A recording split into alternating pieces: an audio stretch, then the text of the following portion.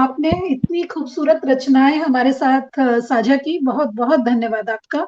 और सीधा सीधा आमंत्रित करती हूँ रश्मि सरीन जी को। आप गुरु जम्बेश्वर विश्वविद्यालय के संस्कृत विभाग में कार्यरत हैं।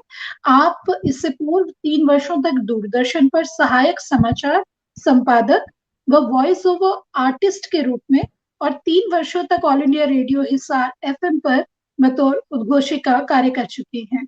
साहित्य पठन पाठन में आपकी विशेष रुचि है। अनेक पत्र पत्रिकाओं में आपके आलेख प्रकाशित हो चुके हैं। आपका बहुत बहुत स्वागत है रश्मि जी। और आपकी धन्य प्यारी सी मुस्कान ऐसे ही अ, हमेशा हमें दिखती रहे। इसी के साथ, इसी शुभेच्छा के साथ आमंत्रित करती हूँ, स्वागत करती हूँ आपका। जी रश्मि जी, मंच आपका धन्य है। सबसे पहले मैं वाणी भारती ग्रुप की सभी सदस्यों को गणतंत्र दिवस की शुभकामनाएं देती हूँ, बधाई देती हूँ। धन्यवाद आपको भी।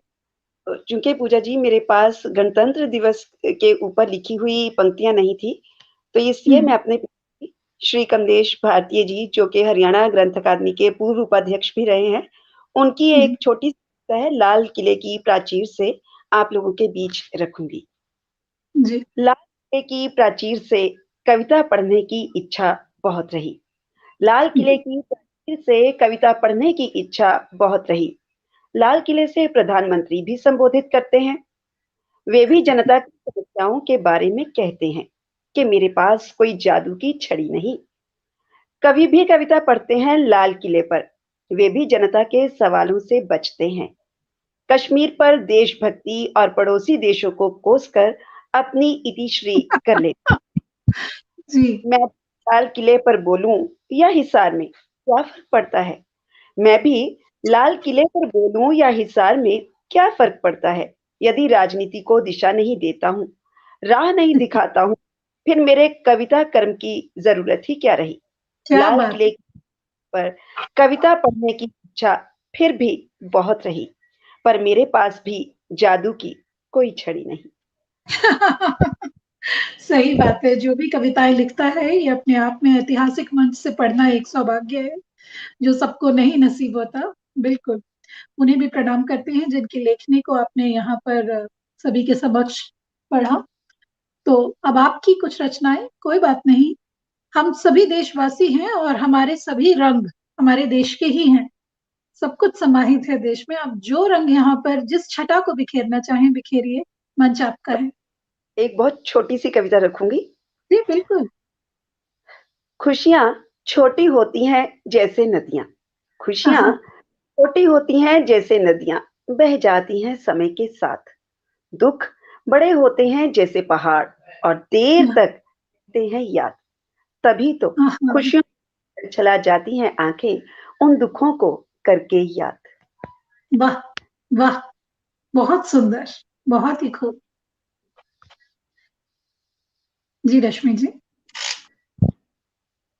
बस जी। रवनीत जी ने इससे पहले हमारे साथ जो दर्शक जुड़े हैं, मैं आप अपनी अगली रचना रखें उससे पूर्व बता दूं कि रवनीत जी ने शायद अभी पुष्पा जी हमारे साथ जो जुड़े थे उनके लिए लिखा था, मानवता न छूटे अंतर मन से प्रेम, उदारता और संवेदनशीलता न छूटे।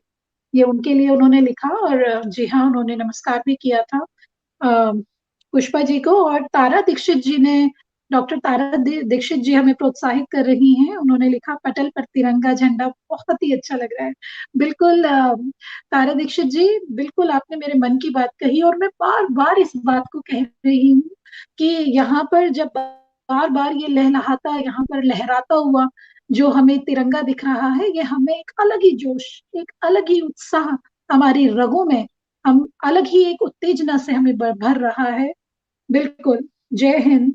कार्यक्रम का संचालन अति सुंदर, अप्रतिम और प्रभावशाली है। बहुत बहुत धन्यवाद रमनीक जी। के एस तिवारी जी लिखते हैं, wash hands wash hands. Okay, हम जरूर अपने हाथ धोते रहेंगे के एस तिवारी जी। धन्यवाद। देखिए कितनी अ, अच्छी बातें भी हमें बीच बीच में सुनने और जानने को मिल रही है। जी रश्मि जी, स्वागत है आपका। अब आप अपनी नेक्स्ट जो आपकी प्रतिभागी हैं जी, पुष्पा जी, आप उनकी ओर जी। चले जाइए, कि मैं तो ये 2 रचनाएं ही अच्छा। रखी थी। अच्छा, कोई बात नहीं, कोई बात नहीं रश्मि जी, बिल्कुल कोई दिक्कत नहीं। और हम